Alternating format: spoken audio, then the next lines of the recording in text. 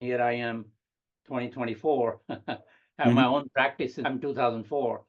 And I work globally now. I have worked with 23, 24 countries, worked with almost Yeah. 7,500, maybe almost 8,000 clients of all kinds, Yeah. from movie stars on the one end to neurosurgeons on the other end, and everything in between. So I have had a lot of experiences with client reinventions. Half my client pool comes from remedial needs. Hmm. I can communicate well. I don't have this, I don't have that. To Yeah. the other one, the other half, which is, I want to go to a vice president or C-level or CEO or whatever. And here I am 5 steps, 5 levels below that. How Hmm. can you help me get there? I And I see. work with both of those. That's the one typical use case. The other use case is when people want to reinvent themselves, right? Hmm. Go in like I've reinvented myself through 4 careers. This is my fifth very different career, right? Hmm. And so, how do you do that? And some people want to reinvent in a new direction, and I help them with that as well. Hmm. So that's in some total of what career coaching is, in my Hmm. view. Most people, I would say 80% of the people, Hmm. manage their career by trial and error. Hmm. They say, oh, I didn't get this job, so let me try that job. Oh, I didn't get the promotion, so let me become a program manager. Oh, I didn't become a program manager, let me get an MBA. You see what I'm saying? This is Right. how people navigate through the career. But what they don't realize is that each waypoint that you go through Hmm. takes 2, 3, 4, 5 years.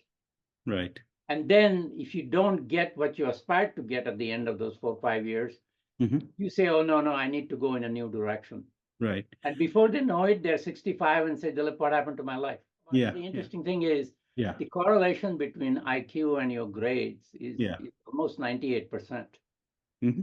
right? If you get good grades, that means you have high IQ. Hmm. But the success of those in the corporate world, the correlation between IQ and success is 20%. Hmm. The remainder comes from the other four Qs, Correct. which is emotional intelligence, EQ, political intelligence, which is PQ, Hmm.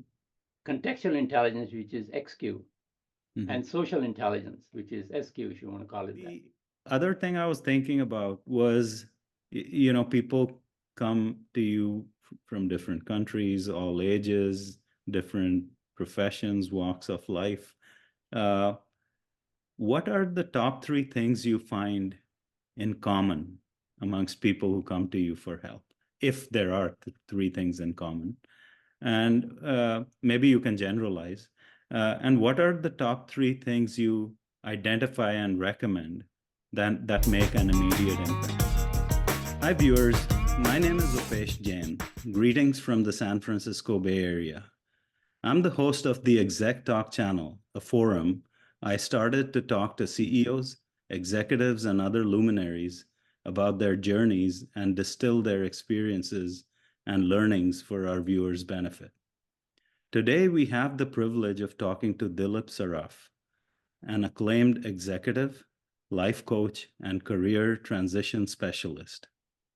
I have known about Dilip for a while and have even seen him in action at various Bay Area events, so it's truly a pleasure to be talking to him today.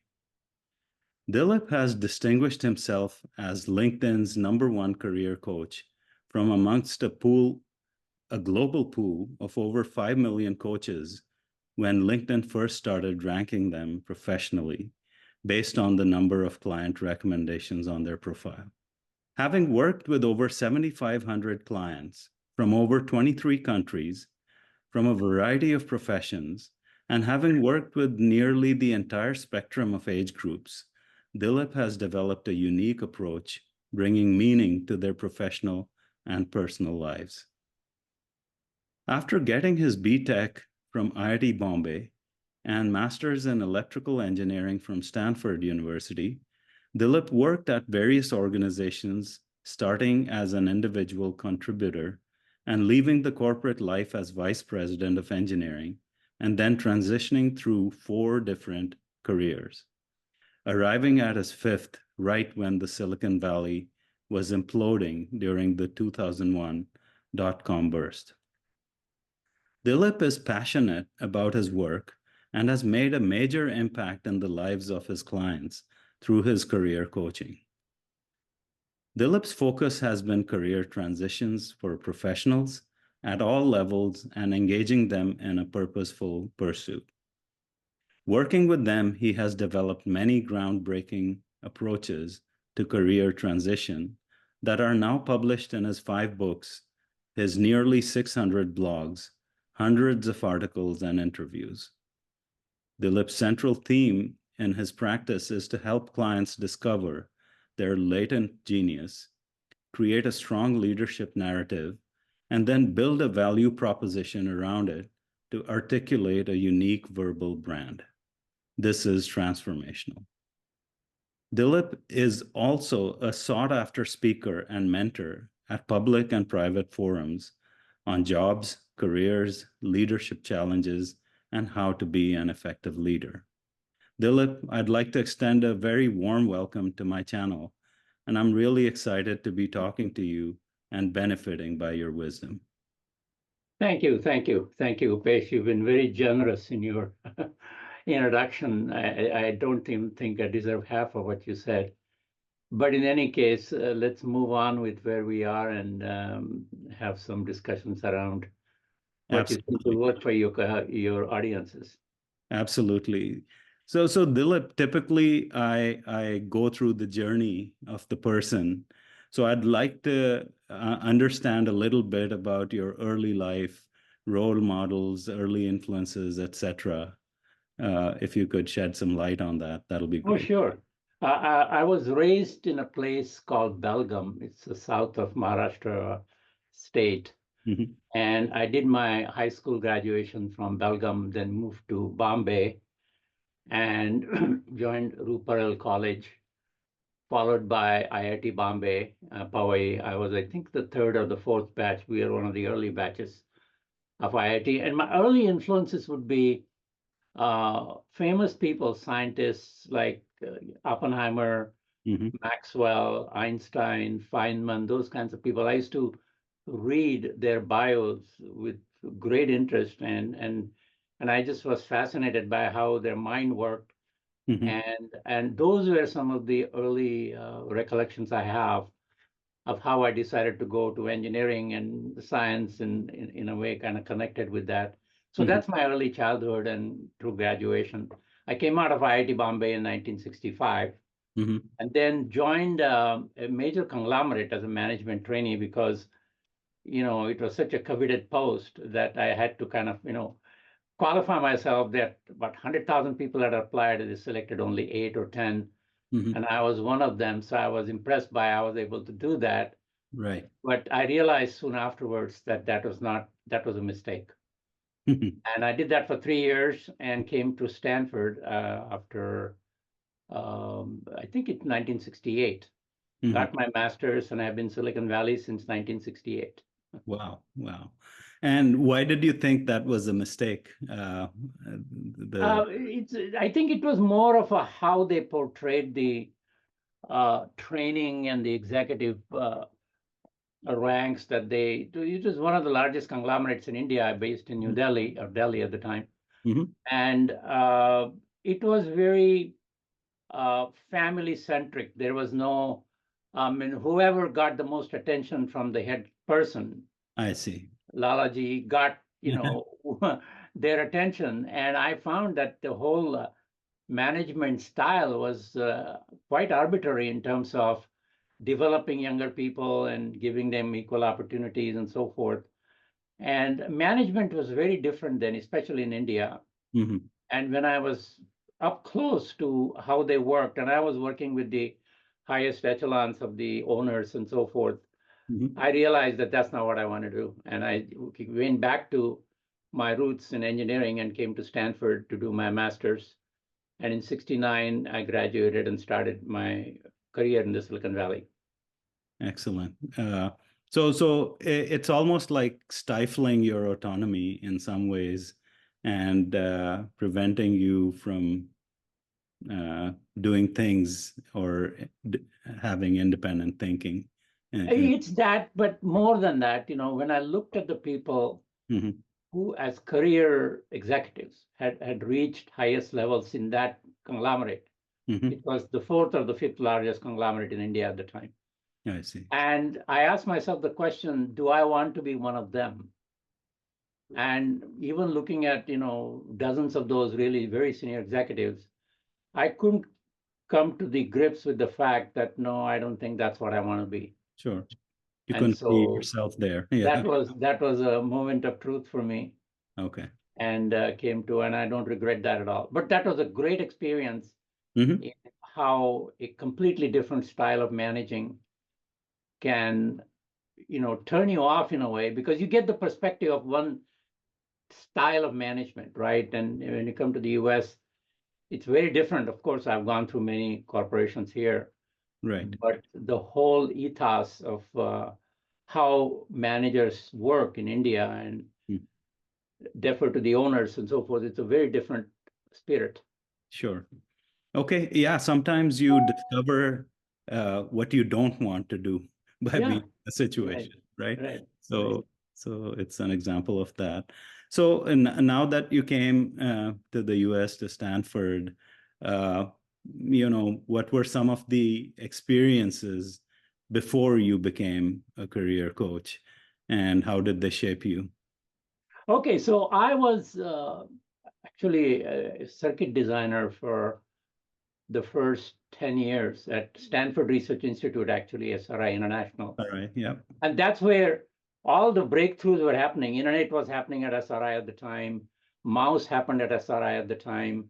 The GUI interface happened at SRI at the time. So SRI was the place. Mm-hmm. We saw those developments. I saw those developments firsthand. In Mm-hmm. fact, I remember seeing the wooden mouse that this, forget his name now, had created, and he was playing with it and showing the cursor on the computer. This is 69 now, right? Oh, Back, yeah. yeah. Yeah. Anyway, so it was very exciting to kind of be on the front lines of commerce, front lines of research, Mm-hmm. and witness that go into, operational use. Mm-hmm. Soon after that, then I worked as a concurrent assignment, work at Park Xerox, which was affiliated with the work we did. Mm-hmm. Park Xerox was a Palo Yeah. Alto Research Center, which is where the GUI interface and all of that came to life. And Mm-hmm. then after 10 years, I joined a company called Kaiser Aerospace as a program manager, and then left that company as director of program management for the F-18 aircraft, Mm-hmm. and joined Varian, which is one of the major high-tech companies in the Silicon Valley. Right. And I was there for about 3 years. And when I was about 50, I think just around when I turned 50, Mm-hmm. they decided to shut down the division, close everything down. And I was laid off with at least 300 other people, right? So Yeah. here at 50, that was 32 years ago, Mm-hmm. uh, I had a choice to make. Do I go back into engineering and suffer through similar kind of layoffs? Because I didn't want to ever stop working, right? Mm-hmm. And so I asked myself the question, what happens if I get laid off at 60 or 70? I was not going to be able to find a job at that time. So I Right. decided to change a career. And at that time, biotech was very hot, especially because of AIDS and progression of AIDS and detection devices and so forth. This is 1989. Mm-hmm.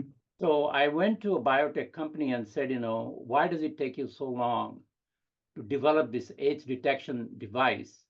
Mm-hmm. Why does it take you 6 or 7 years? I can show you how to do it in 3 years.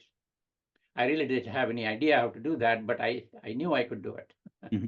And the CEO said, yeah, if you can show us how to do it, you're on. So I Mm-hmm. consulted with them for 3 years, and we got that out. We got the AIDS detection device, a desktop kind of a thing device, out Mm-hmm. in 1993, I think. So Okay. that was my second career. The third career was on total quality management, was a big deal at the time. Right. So I became a total quality consultant. So that was my third career. The fourth career was I was laid off from that. Mm-hmm. Things were happening, because that was another fad that took hold in 1980s, I think, early 80s. Then I joined a leadership development company that was doing coaching for executives and so forth. And that brought us to 2000, 2001. I Mhm. was laid off again. So Wow. that was my third layoff. Mhm. And then I decided that, having gone through 4 careers, I decided to work with people who were going out of the companies like Hewlett Packard and Sun Microsystems and Cisco. They're Mhm. laying off by the thousands. Mhm. So there were companies that were helping these people Right. redefine their career paths, or they're called outplacement companies Sure. like Lee Hecht Harrison and others, right? Right. So I called the head of Lee Hecht Harrison here in the Silicon Valley and said, look, you've been processing all these people who are mostly engineers. I said, whom do you have that has changed 4 careers, has come from engineering, and knows how to reinvent? Mhm. And they said, well, if you can show us how to do that, you're hired. Mhm. So I worked with them for 4 years, a little over 4 years, wrote 4 books with that experience, worked with literally thousands of engineers, showing them how to reinvent themselves. And that was in 2001, 2002. And here I am, 2024, have my Mhm. own practice. I'm 2004. And I work globally now. I have worked with 23, 24 countries, worked with almost Yeah. 7,500, maybe almost 8,000 clients of all kinds, Yeah. from movie stars on the one end to neurosurgeons on the other end, and everything in between. So I have had a lot of experiences with client reinventions. Right. I mean, very interesting and checkered kind of trajectory, if I could. Mhm. And starting from the technical roots to getting shaped by circumstance, and then eventually leading to a passion that you discovered in yourself, and that has stuck, right, thus far. Yeah, that's how life, Yeah. treats you, and you have to Yeah. kind of find the right doors that open for you and work with them. Right. So, if we talk about career coaching, Mhm. right? Can you spell that out? It's for lack of a better word or phrase, considered a soft domain, right? As Mhm. opposed to engineering. Yeah, And generally speaking, people are reluctant to go for career coaching, not as much due to the fact that there's something wrong with it, but that their own shortcomings might get highlighted or yeah. what have you. And so, what is career coaching, and then what could be various subcategories of coaching you work on? Yeah, right. That's a very interesting point. Mhm. So metaphorically, what is a coach, right? Coach like a stage coach or Mhm. a horse-driven coach takes you from where you are to a place where you want to go, Right. right? Mhm. So that's the metaphor for me as a coach. And Mhm. a career coach takes you from where you are and don't know what's not happening with you to identifying where you should be going and how do you get there in the most efficient way or most Mhm. um, effective way. And Right. that's what a career coach does. And there are 2 aspects to career coaching, and I'll tell you a little bit more about what that is. Mhm. One is remedial, and the other is developmental. And the remedial is when people come to me and say, I don't get along with my boss, I'm not getting a promotion, my peers are sabotaging my projects. All of those are what I call remedial interventions, where you need to find out exactly what's the root cause of that behavior that they are suffering from Mhm. and what intervention is available to give them or what remedies are available to give them to get them out of that into a normal track, and then use the developmental coaching to augment their leadership abilities. Mhm. So that's one model that I use. The Mhm. other model is people who are doing well in their career but don't think that they're moving fast enough or they're getting opportunities, visibility, all of that stuff. Mhm. And so they come to me and say, Dilip, how do I get into higher positions like vice president, SVP, C-level roles, and so forth? and what do I need to do Mm-hmm. to get myself on that track. Mm-hmm. So both of those bookends, if you want to call it that, Right. are my domains of activity. I see. And I would say that it's about half and half. Half my client pool comes from remedial needs. Mm-hmm. I can communicate well. I don't have this, I don't have that. To Yeah. the other one, the other half, which is, I want to go to a vice president or C-level or CEO or whatever. And here I am 5 steps, 5 levels below that. How Mm-hmm. can you help me get there? I And see. I work with both of those. That's the one typical use case. The other use case is when people want to reinvent themselves, right? Mm-hmm. Go in like I've reinvented myself through 4 careers. This is my fifth very different career, right? Mm-hmm. And so how do you do that? And some people want to reinvent in a new direction. And I help them with that as well. Mm-hmm. So that's in some total of what career coaching is, in my view, and maybe you can probe further to get something more that I couldn't give you here because I'm Yeah. just too close to it. No, that's a good answer, and it kind of shows uh, the spectrum of what you deal with, right, or what you can influence. So, Right. But what I would like to say, just to add to that, and I don't mean to interrupt you here, mhm, most people, I would say 80% of the people, mhm, manage their career by trial and error. mhm, They say, oh, I didn't get this job, so let me try that job. Oh, I didn't get the promotion, so let me become a program manager. Oh, I didn't become a program manager, let me get an MBA. You see what I'm saying? This right. is how people navigate through the career. But what they don't realize is that each waypoint that you go through Mhm, takes 2, 3, 4, 5 years. right. And then if you don't get what you aspired to get at the end of those 4, 5 years, Mhm, you say, oh, no, no, I need to go in a new direction. right. And before they know it, they're 65 and say, Dilip, what happened to my life? Yeah, yeah, yeah. So the Yeah. trial and error doesn't work. Mhm. So what you're saying is it's a band-aid approach, right? Yeah, If something breaks, just band-aid it, and uh, as opposed to being proactive, they're being reactive and correct. trying to, and that never pans out according to It the. doesn't. I mean, they just maunder through life, I call it, Mhm. and do the best they can, but they really never achieve their full potential. And Right. that to me is the real tragedy because a lot of the people who come to me, Dilip, I'm first level manager, this and Mhm. that. But if you really look at, their genius and how they could brand it around that genius and how they could reposition themselves, Mhm. they just light up on a fire. I mean, literally. And I They can give have you the several examples. potential. Pardon It's me? just untapped. They have the potential. They It's have the potential, but they it's just, don't have faith in it yeah, and they don't know how to manifest it. right. Right? And that's where coaching can really help them see themselves much better. And I can give you several examples Sure. of how that works for clients. Mhm. So, I mean, I saw a few of your videos when I was doing some research.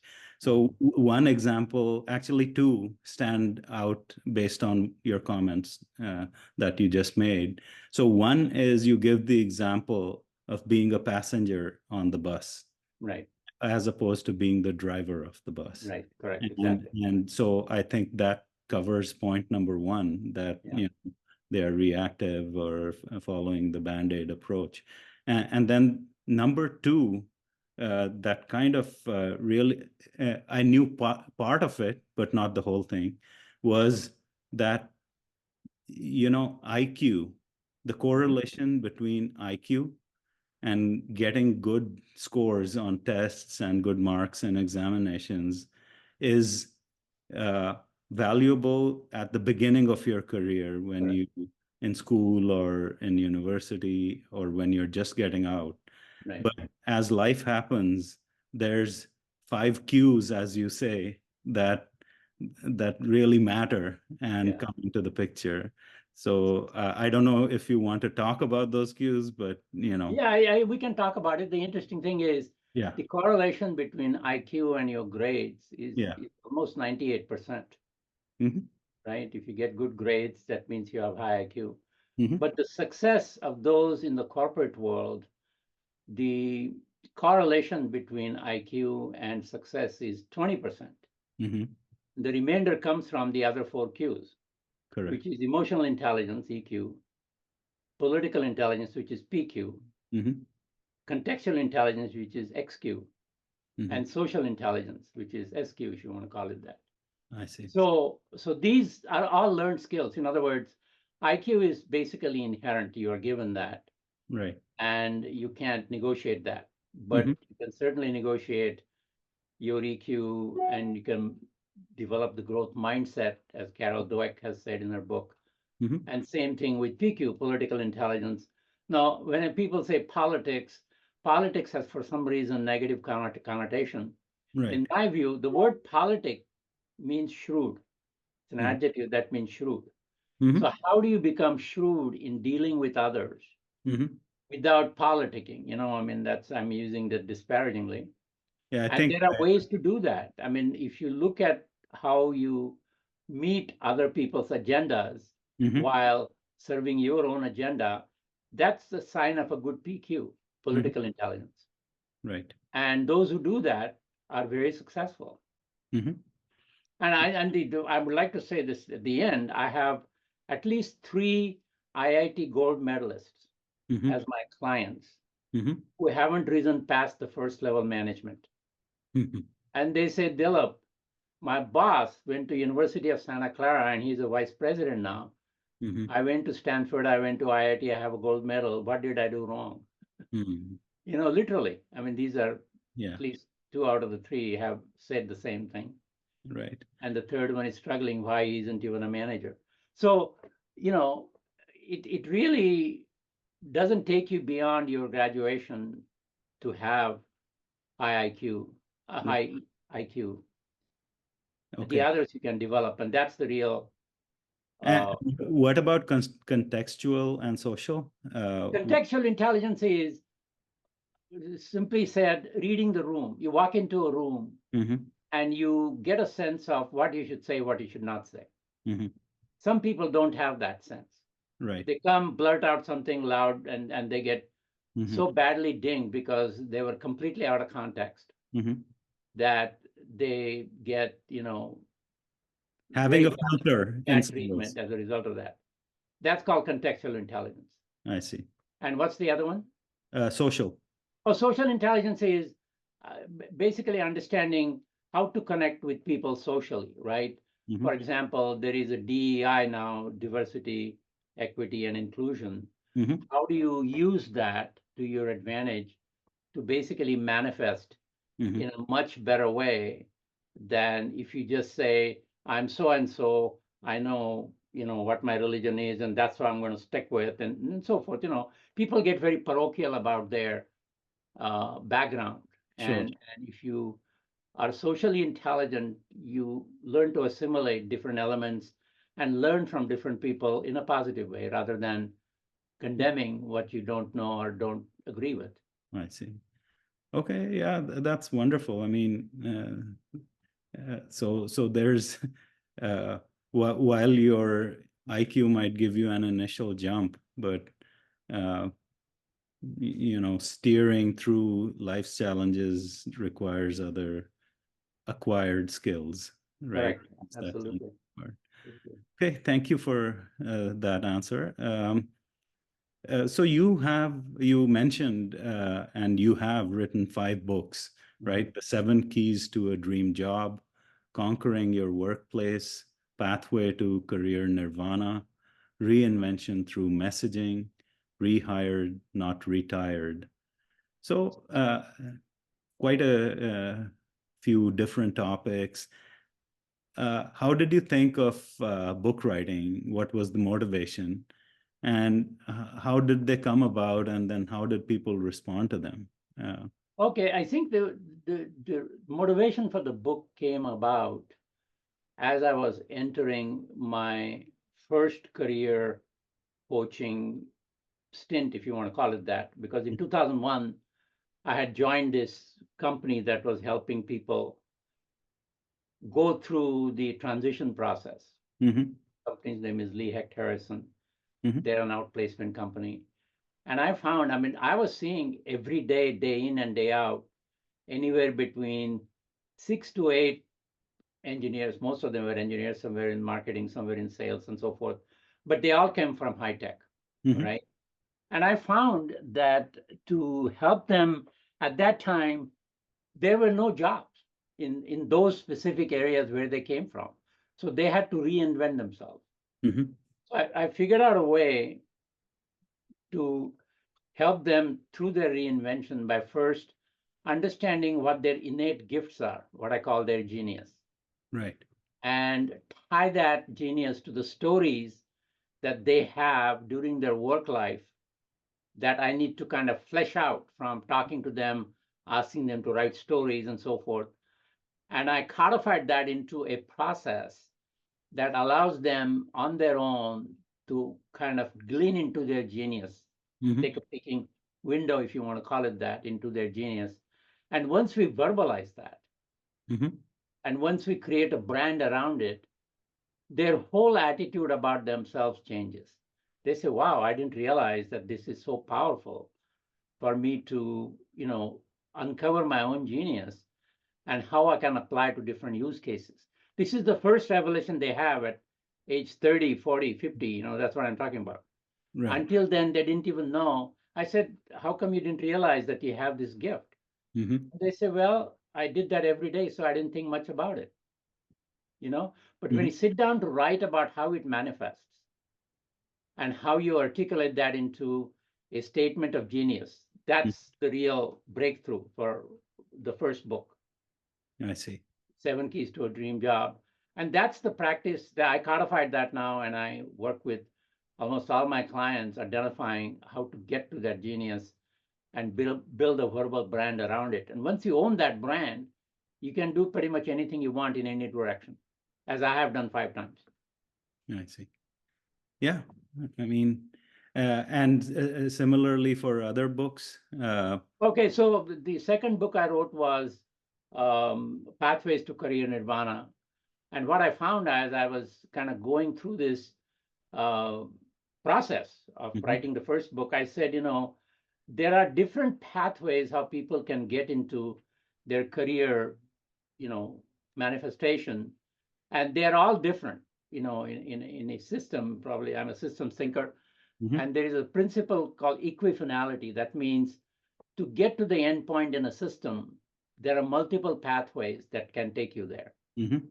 So I use that principle to kind of build a model around pathways to career nirvana. And I think I have like 7 or 8 pathways in the second book. The third book was Reinvention to Messaging.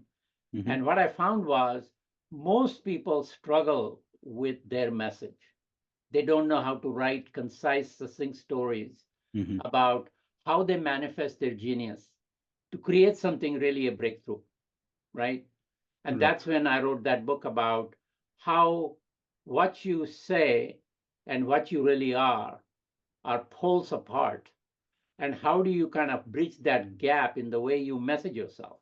Mhm. And that's a skill that is very important skill for people to be able to develop. That's what I call leadership narrative Mhm. based on their genius. And that's that book about uh, messaging. Forget the exact title now. Reinvention Reinvention to through message. Messaging, Yeah. right? Mhm. And the fourth book was the book on um, Rehired, not retired. Yeah. Rehired, Not Retired. Yeah. At that time, everybody was kind of either forced to retire.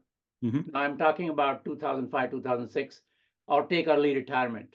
And some people were forced to retire in their 50s. I don't know if you remember that time. Right. And so many of them came to me and say that, Dilip, first of all, I don't have money saved enough to retire. And Mhm. secondly, I don't know what to do with myself. Mhm. So Rehired Not Retired is basically a repackaging of the first book in a way that helped people on the older side, because the age discrimination became a big issue in the Silicon Valley. You probably remember that, Yes. right? So I addressed those two issues to help them with that particular aspect of how, Yeah. even though they're retired, they can be still re-engaged in a productive way. So that's that book. Jumpstart And your life in this phase. yeah, right, Yeah. right. Okay.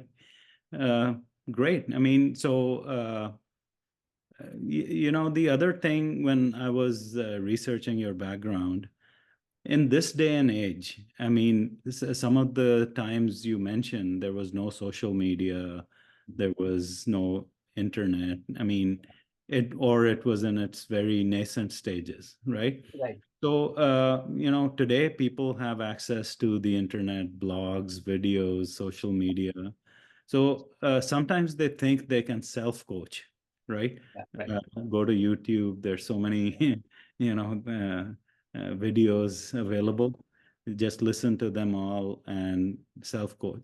So what is the difference between what you bring to the table Yeah. and what's available? Do you perceive that as competition or? Not at all. Not Yeah, at all. yeah. I consider that more as a supplement or complement to what I do. So let me give you a metaphor, right? Mhm, mhm,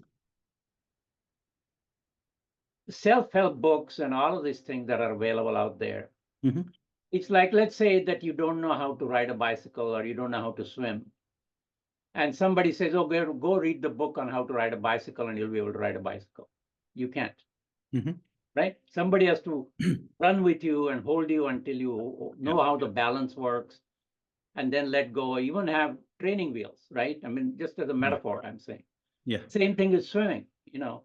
It says, hold your breath, float in the thing, and then start paddling and you will float. No, you have somebody to show you how to actually do the float and, you know, Or you have tread those things water and on all your this. arms or Yeah, right. And noodle or so something. I Yeah. think coaching is much like that. And you see, what happens is there are so many self-help books and so much noise out there that people don't know what their root cause problem is. The point Mhm, of pain, I call it. They can't articulate. All they know is a symptom. And the symptom would be my boss doesn't like me. mhm, My peers sabotage me. That's not a problem, that's a symptom, mhm. right? And so in most cases, people confuse symptom with problem and Sure. try to find a solution with these books and videos and all of that. And it never sticks because they're looking only at the symptom. As you said, Band-Aid syndrome, Yeah, yeah, yeah. or taking an aspirin instead Mhm. of Yeah. looking at neurologically what's wrong with your brain. Mhm, And so the value I bring to this process is by asking some very key questions. And I have a very comprehensive questionnaire that mhm, clients fill out. I have a fairly good idea where their roadblocks are. mhm, And then I build on that and say, okay, this is what you're saying. This is what must be happening to you. Is that correct? And they mhm. say, how did you know that? I said, because you were just citing your symptoms. I looked at the underlying root cause. And if we look at the root cause and eliminate that, you will break through that. Mhm. And it is so individualistic that you can't read a book about it or you can watch a video. Right. And I mean, it's not like, watching a cooking video and cook biryani. You can do that. Exactly. Yeah. But you can't do that for riding a bicycle or swimming or even driving a car. Right. You Right. need to have somebody show you how to do it. Absolutely. Okay. Yeah. The other thing I was thinking about was, people come to you from different countries, all ages, different professions, walks of life. Uh, what are the top three things you find in common amongst people who come to you for help, if there are three things in common? And maybe you can generalize. And what are the top three things you identify and recommend that make an immediate impact? Good point. Yeah. A great question.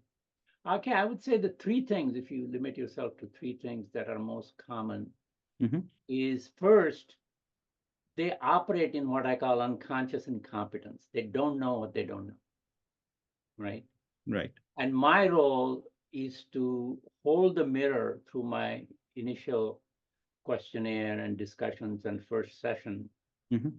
to take them from unconscious incompetence to conscious Conscious incompetence. incompetence. So they know what they don't know. And once they acknowledge that, they Hmm. say, wow, I didn't even know that that was the problem. All they know is the symptom. My boss hates me. my peers sabotage me. You see what I said before. Right. But once we move them from unconscious incompetence to conscious incompetence, then I can show them how to move from conscious incompetence to conscious competence. Mhm. That means they had to now work on it to show they can ride the bicycle. Right. Even though it doesn't go straight, they can hold the balance on the bicycle, metaphorically, right? And by doing this more and more in a disciplined way, and I can kind of walk them through that process, they Mhm. become unconsciously competent. In Right. other words, they are able to do that without thinking about it. Literally doing things in their sleep. In there, like riding a bicycle. Yeah. Yeah. That's Yeah. a metaphor again. Yeah. You don't think of riding a bicycle, you just ride it, right? Absolutely. And so moving from unconscious incompetence to unconscious competence is the fourth stage. Mhm. That's the process by which I get my clients through the coaching process from point A to point B, right? So that's the first thing. The Okay. second thing is, how do you tell to write what they know as stories, I call them. Mhm. And stories are what sells. It Mhm. doesn't sell when you say, I tripled the sales in 1 quarter. Mhm. How did you do that? Well, economy was great, so why only triple? Why not quadruple, right? But Right. if you say the economy was down, there was no new product, competition was breathing down heavy, and Mhm. I doubled sales. Mhm. How did you do that? And he says, I found a new way to penetrate buyer's psyche, buyer's mental state, Mhm. and I was able to close sales twice as fast Mhm. and twice as many as everybody else. So Right. now, with that little story, you intrigue the reader and say, how did you do that? You see what I'm saying? Mhm. So the Yeah. second part of what you said out of the three things is, how do you create a narrative, Mhm. what I call your leadership narrative, your story, Yeah. that when you write it concisely, impactfully, and intriguingly, people say, wow, that's amazing you can do that. Can you show us how to do that? Right. That's where I take my clients and show them how to write good stories in a concise way. Right. And the third thing is, and this is probably the most important one, is we are good at telling stories about ourselves to others. Mhm. But what is more important and what is more rare is, what stories are you telling yourself? Mhm. The stories you're telling yourself is, oh, I'm a loser. I don't, do well in meetings. My boss hates me. I'm not making enough money. Those are the stories you're telling yourself, Yeah. right? Mhm. But to others, you're selling what a great salesman you are, what a great this you are, when you're selling yourself. You see what I'm saying? You Yeah. see the disparity between the story you tell yourself and the story you tell others? There's no alignment. Yeah. I say flip it. Mhm. Tell yourself the great stories and tell others the stories that are real for you, not inflated stories. Mhm. And once you own that story, it transforms you. Yeah. And the only way you can do that is your ability to write great stories. Mhm. I say in a funny way, storytelling is very easy for those who don't know how to tell a story. Yeah.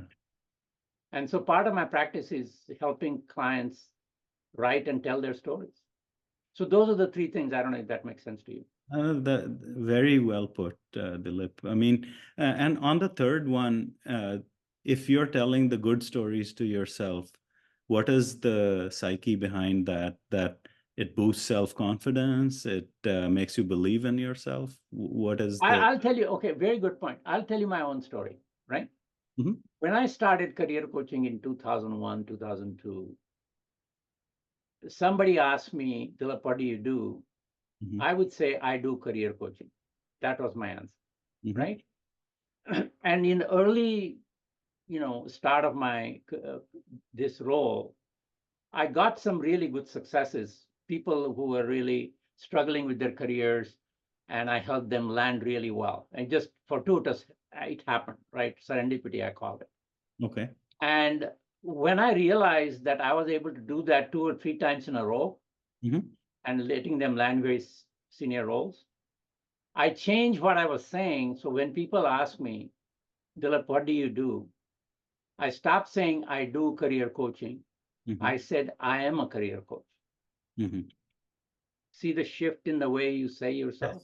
Yes. Yes. And then it went on that kind of a success trail. And then I started saying that I'm the best coach that there is. Mhm.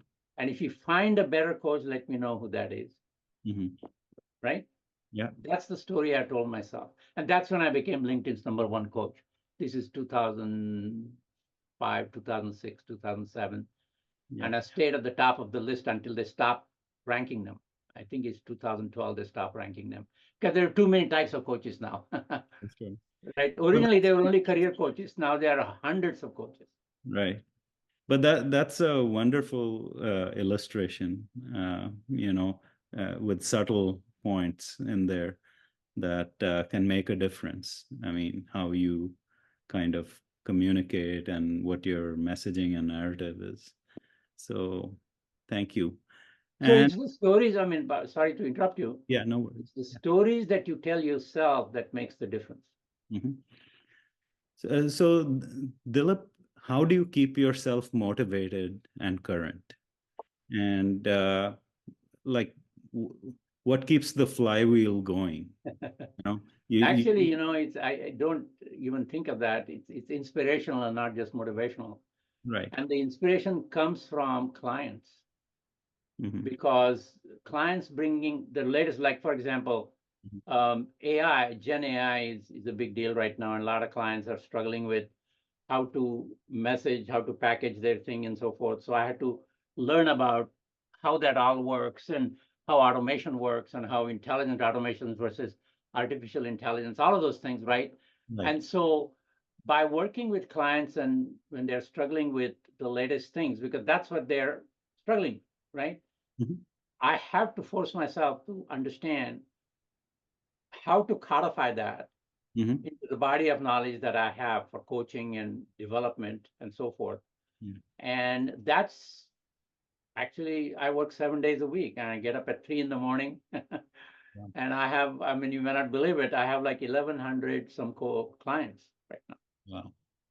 That's actually that's very inspirational. Yeah. And And I don't feel stressed. I don't feel overloaded. Nobody has ever said, Dilip, you're late. I yeah, just do what my yeah. I calling. mean, people say if you make your passion your work, then it's not work anymore. Correct. It's not work anymore. Right. And don't do it for money, do it for your love of it, and the money will follow. Yeah, yeah. Actually, that's what I'm doing with this channel, and I'm deriving a lot of pleasure out of it. So Only 10% of the people are in that position. Can you believe that? yeah, yeah, The remaining 90% are trying to find their footing. yep, yeah. So, Dilip, that kind of brings us towards the end of our interview. Do you have any parting comments for people who are sitting on the fence to come to you, or any coach for that matter, for help? And um, any parting words in general? I would say, let me give you a couple examples of Mhm. the difference it makes, and that will probably illustrate what could have been and what is, right? This young lady came to me about 10 years ago. She was the first level manager in quality at Oracle Mhm. and said, Dilip, this is not, where I want to be.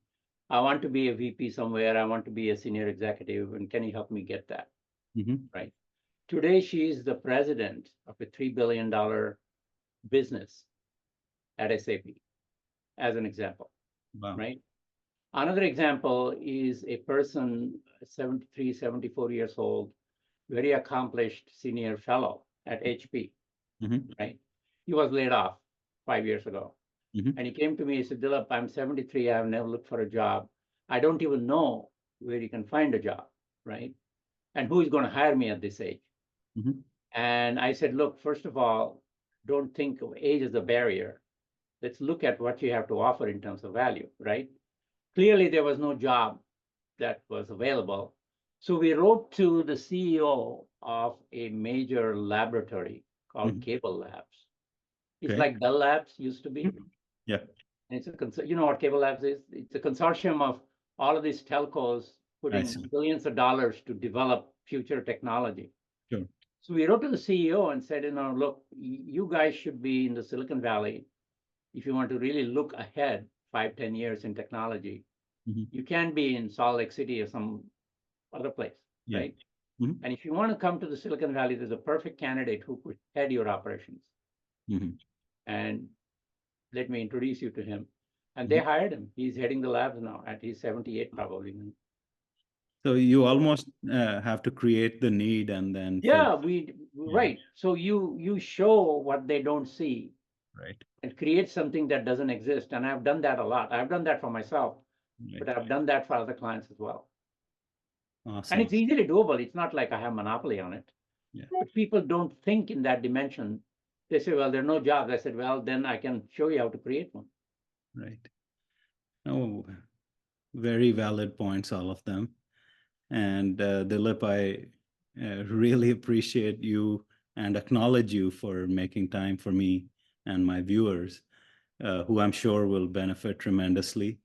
I myself learned quite a bit during our last hour or so.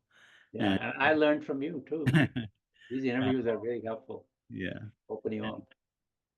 thank you. And I have nothing but to wish you the best of luck for Thank future you. endeavors. And please stay in touch.